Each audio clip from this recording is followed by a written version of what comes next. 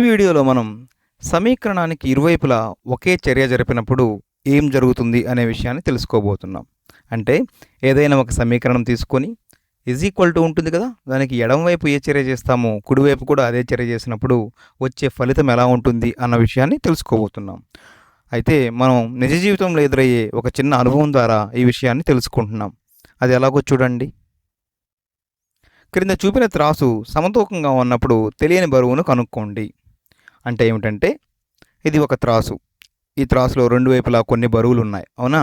ఈ రెండు బరువులు సమతూకంగా ఉన్నాయి అని ఇచ్చారు మనకి. అంటే ఎడమవైపు ఎంత బరువు ఉందో కుడివైపు కూడా అంతే బరువు ఉంది. ఇటువంటి పరిస్థితుల్లో మనం ప్రశ్నార్థకం కనిపిస్తుంది కదా గులాబీ రంగులో, దాని యొక్క బరువును కనుక్కోవాలి. అయితే చూడండి, మనకు ఇచ్చిన త్రాసు సమతూకంగా ఉంది అని చెప్పారు. సహజంగా సమతూకంగా ఉండడం అంటే అర్థం ఏమిటి? ఎడమవైపు ఎంత బరువు ఉందో కుడివైపు కూడా అంతే బరువు ఉన్నట్లుగా తీసుకోవచ్చు. అలా కాకుండా ఏ వైపైనా సరే బరువు ఎక్కువగా ఉంటే సహజంగానే త్రాసు ఆ వైపుకి వాలుతుంది. ఇక్కడ రెండు వైపులా కూడా ఒకే బరువు ఉండడం మూలంగా సమతూకంగా ఉంది. మనం సులభంగా ఉండటం కోసం ఇక్కడ ఒకటిగా చూపిస్తున్న అన్ని బరువులను 1 కేజీగా అనుకుందాం. అయితే దీన్ని మనం సమీకరణ రూపంలో ఎలా రాయవచ్చు? ఇలా ఉన్నదానిని ఇలా రాయవచ్చా? ప్రశ్నార్థకము ప్లస్ 3 కేజీలు ఈజ్ ఈక్వల్ టు మొత్తం కుడివైపున ఎన్ని ఉన్నాయి మీరు గమనించి చూస్తే 10 ఒకట్లు ఉంటాయి. లెక్కించండి కావాలి అంటే, తద్వారా 10.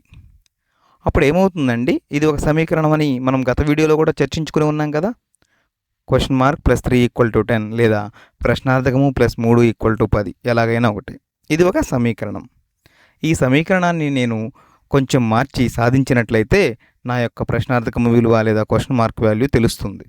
అది ఎలా చూడండి, నేను ఇలా రెండు వైపులా కూడా -3ని చేస్తున్నాను. అంటే కనిపిస్తుంది కదా, ఎడమవైపు -3 కుడివైపు -3. గణితంలో దీనిని మనం ఏంటి బీజగణితంలో నేర్చుకున్నాం కదా.